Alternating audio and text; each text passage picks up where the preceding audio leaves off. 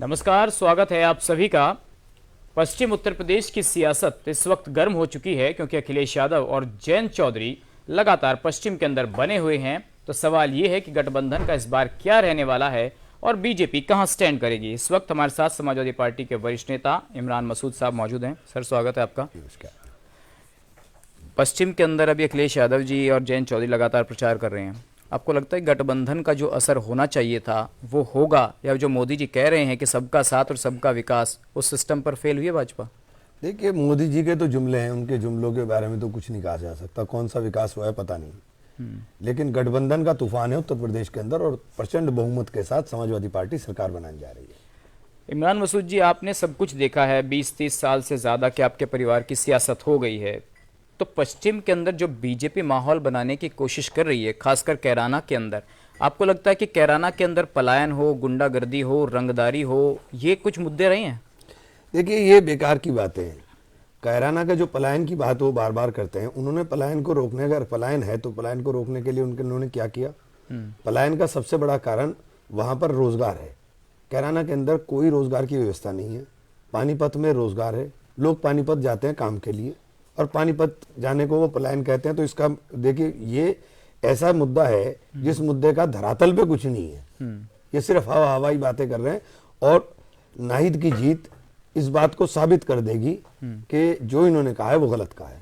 2012 से 2017 के बीच जो जिस तरीके से समाजवादी पार्टी की सरकार चली और बाबू हुकुम सिंह एक बड़ा नाम कैराना के अंदर रहे हैं, उन्होंने कहा कि लोग इतना ज़्यादा प्रताड़ित हो गए थे सपा सरकार के अंदर, गुंडागर्दी इतनी ज़्यादा बढ़ गई थी, थानों पर ताले लग गए थे, कुंडल छिन रहे थे महिलाओं के, सब कोई सुरक्षित नहीं था उस माहौल के अंदर। तो भाजपा ने सुरक्षित माहौल देने का काम किया कि नहीं किया? पता नहीं कौन सा ऐसा माहौल है। ऐसा माहौल हमने तो देखा नहीं। जैसे माहौल की वो बात कर रहे हैं ना, इस तरह का माहौल हमको दिखाई दिया। और बाबूजी, चूंकि उनकी मैं बहुत इज्जत करता हूं क्योंकि बाबूजी के साथ मेरा काम करने का अनुभव रहा। मैं एमएलए रहा तो बाबूजी के साथ था और बाबूजी का बहुत स्नेह मुझे हमेशा मिला। आज वो नहीं है, लेकिन ये सब एक राजनीतिक वो था, उसके अलावा कुछ भी नहीं है। तो इमरान मसूद ये कह रहे हैं कि पलायन हुआ नहीं, ये सिर्फ एक राजनीतिक मुद्दे हैं। नाहिद हसन को आप क्लीन चिट दे रहे हैं, नाहिद हसन की कोई गलती नहीं है, आप ये मान रहे हैं? नहीं नहीं, नाहिद हसन की क्या गलती है? नाहिद हसन के ऊपर आपने फर्जी मुकदमे लिख दिए, तो फर्जी मुकदमे कोर्ट के अंदर है। कोर्ट में सारे के सारे मुकदमे आप देख लीजिएगा क्या हाल होगा। क्योंकि आप फर्जी मुकदमे लिख करके आप नेताओं को अपराधी बता देते हो। नाहिद हसन को आपने अपराधी की श्रेणी के अंदर खड़ा कर दिया, आपने उसके ऊपर गैंगस्टर लगा दी, उसकी माँ के ऊपर गैंगस्टर लगा दी। मतलब एक प्रतिष्ठित परिवार की प्रतिष्ठा को धूमिल करने में कोई कोर कसर आपने छोड़ी नहीं। तो जनता थोड़ी ना छोड़ देगी, जनता जवाब देगी आपको, वोट की शक्ल के अंदर जवाब मिल जाएगा आपको। नाहिद हसन पर बदले की कार्रवाई हो रही है? 100% नाहिद हसन के ऊपर बदले की कार्रवाई हो रही है। कुछ लोगों का ये कहना है, समाजवादी पार्टी के नेताओं का, कि कैराना के अंदर पलायन जो हुआ था वो धर्म के आधार पर नहीं हुआ होता, अगर हुआ भी था तो, और नाहिद हसन एक मुस्लिम है इसलिए उनको प्रताड़ित किया जा रहा है। देखिए, मैं धर्म के चश्मे से किसी चीज को देखता ही नहीं। और बाबू हुकुम सिंह ने भी कहा था कि पलायन जो है वो धर्म के आधार पर नहीं हुआ। जब धर्म के आधार पर नहीं हो तो सिर्फ कारोबार के आधार पर हुआ ना। तो कारोबार, आप काम दीजिए, वहाँ के लोगों को काम देने का काम कीजिए। आपने पीएससी का सेंटर बना दिया, तो पीएससी के सेंटर से पीएससी के अंदर भर्ती के अंदर कैराना के लोगों के लिए आप रिजर्वेशन करिए, आरक्षण दीजिए कैराना के लोगों को कि यहाँ भर्ती होगी इतने % हम लोग कैराना के लोगों को लेंगे। इमरान मसूद जी, हम इतने गांव घूमे, इतने क्षेत्र हम लोगों ने घूमा, तो एक बात तो सब लोगों ने कही कि भाजपा की सरकार में गुंडागर्दी नहीं है, सुरक्षा का माहौल लोगों को मिला। आप मानते हैं ऐसा? देखिए, भाजपा की इससे पहले भी सरकारें रही, बहुत सारी चीजें समय के साथ साथ चेंज हो रही हैं। टेक्नोलॉजी का विकास हुआ है। अब टेक्नोलॉजी, जो टेलीफोन है, टेलीफोन चले हैं, मोबाइल चले हैं, हर आदमी के पास कैमरा है, हर आदमी कैमरा जेब में लिए घूम रहा है। तो ये सारी चीजें हैं जिन्होंने अपराध को काफी हद तक नियंत्रित करने का काम कर दिया। और ये अपराध का जो बार बार शोर मचाते हैं, ये मैं समझता हूं कि ये इसके अंदर सरकारों का बहुत बड़ा योगदान है, टेक्नोलॉजी का बहुत बड़ा योगदान है। सपा सरकार के दौरान जिक्र करते हैं, अभी अमित शाह जी आते हैं और योगी आदित्यनाथ जी हैं, वो कह रहे हैं कि सपा की जो शुरुआत हुई थी दंगों की वो कोसी से हुई थी, और कोसी से लेकर जो अयोध्या का आखिरी दंगा हुआ था उसमें हजारों ऐसे केस हुए हैं जहां दंगे हुए सपा की सरकार के अंदर। ये योगी जी का कहना है। तो दंगों की लिस्ट आपने क्यों बनाई है अखिलेश यादव जी ने? नहीं, देखिए, अखिलेश यादव की सरकार को बदनाम करने के लिए जो दंगा कराने वाले लोग हैं, जिस तरह से दंगे कराए, सारे केस तो आपने वापस ले लिए उनके ऊपर से ही, सबको आपने क्लीन चिट पकड़ा दी। तो आप ये बात कैसे कह दोगे? आपने केवल समाजवादी पार्टी के कार्यकर्ताओं को ही अपराधी बना दिया। 28,000 मुकदमे कार्यकर्ताओं के ऊपर, 28,000 कार्यकर्ताओं के ऊपर मुकदमे आपने लिखवाए उत्तर प्रदेश के अंदर। तो क्या ये आपके जो मुकदमे, फर्जी मुकदमे हैं, क्या ये अपराधी बना देंगे उनको?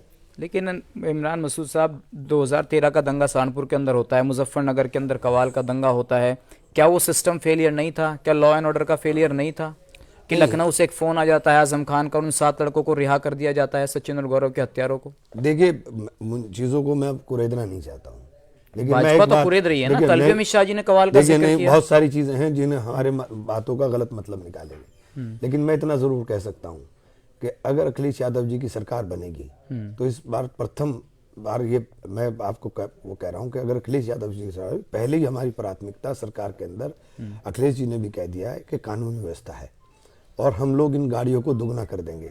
ये 112 जो आप देख रहे हो चलती हुई कि आपको तुरंत गाड़ी पहुंच जाती है, अखिलेश जी की देन है। और इन गाड़ियों को दुगना करेंगे और इनका टाइम जो है, पहुंचने का टाइम भी वो घटा करके 5 मिनट करने जा रहे हैं कि कोई सूचना आएगी तो 5 मिनट के अंदर गाड़ी मौके पर पहुंचेगी।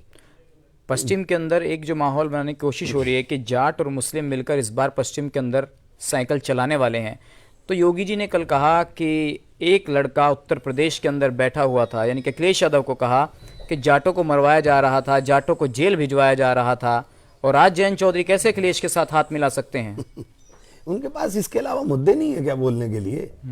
किसान परेशान है, जाट और मुसलमान की बात नहीं है, किसान परेशान है। और किसान को किसी जाति धर्म के साथ आप बांट नहीं सकते हो। किसान किसान रहेगा, जो किसान है वो परेशान है, और किसान सरकार के खिलाफ है और सरकार के खिलाफ वोट करेगा।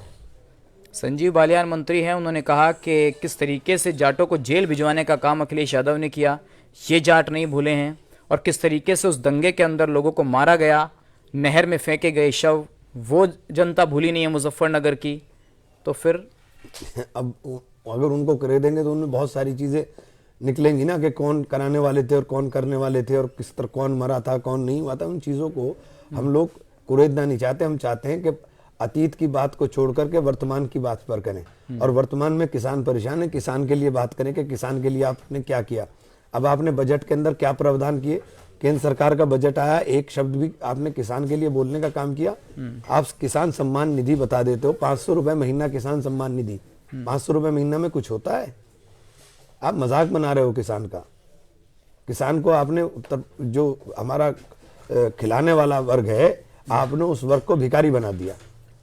योगी जी ने अभी कहा कि 2 लड़के आ गए हैं दंगा कराने के लिए यूपी के अंदर, पश्चिम यूपी के अंदर खासकर। तो आपको लगता है इस तरीके से कोई दंगों की सियासत पे जिक्र क्यों हो रहा है बार बार? उनके पास दंगों के अलावा मुद्दा ही नहीं है। उनके पास इसके अलावा मुद्दा ही नहीं है। अरे आप रोजगार की बात करो कि आपने रोजगार बर्बाद कर दिया, पूरे प्रदेश के अंदर रोजगार, नौजवान परेशान फिर रहा है। आप किसान की बात करो, आप विकास का कोई रोड मैप दो कि आप किस प्रकार से लोगों को, नौजवानों को रोजगार दोगे, उसके ऊपर आप बात नहीं करोगे। आपने 1 लाख करोड़ के निवेश की बात की थी जब सरकार आई थी, कहाँ है वो निवेश?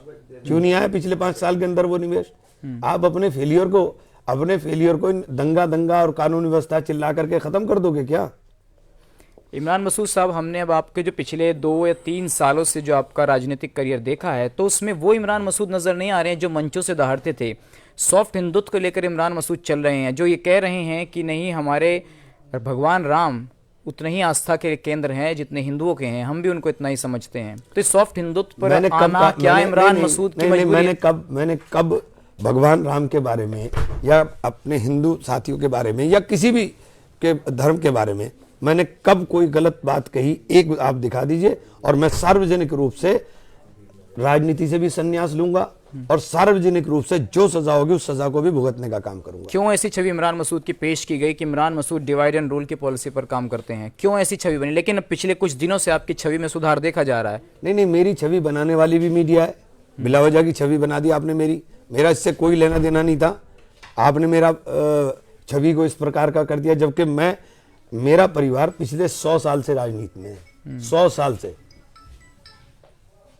आप समझ लें, 100 साल से मेरे घर के ऊपर जो हुक्का चल रहा है, बैठक के ऊपर जो हुक्का चल रहा है, उस हुक्के की आग पिछले 100 साल से बुझी नहीं है। 1922 से लेकर और अब तक। पहली बार 1922 में या 23 में नोटिफाइड एरिया घोषित हुआ था गंगो नगर पालिका, और मेरे दादा चेयरमैन बने थे। पिछले 100 साल हो गए और जब से हुक्का चल रहा है, और हुक्का भी वहां बराबर मेरे हिंदू भाई भी और मुसलमान भाई भी बैठ करके पीते हैं एक साथ। कोई मजबूरी तो नहीं है इमरान मसूद ये नहीं नहीं, मजबूरी किस बात की है? हमारे देश का ताना बाना है, मैं अपने उसकी हमारे देश का ताना बाना है, और उस ताने बाने को इन्होंने तहस नहस कर दिया। हम लोग आपस के अंदर जुड़े हुए हैं, हम अपने ताऊ चचा, हमने सतप्रकाश चचा को देखा है, हमने चचा कोकी को देखा है, हमने चचा ईश्वर को देखा है, हमने उन लोगों के साथ परवरिश पाई है। हम कैसे हिंदू और मुसलमान की बात कर लेंगे?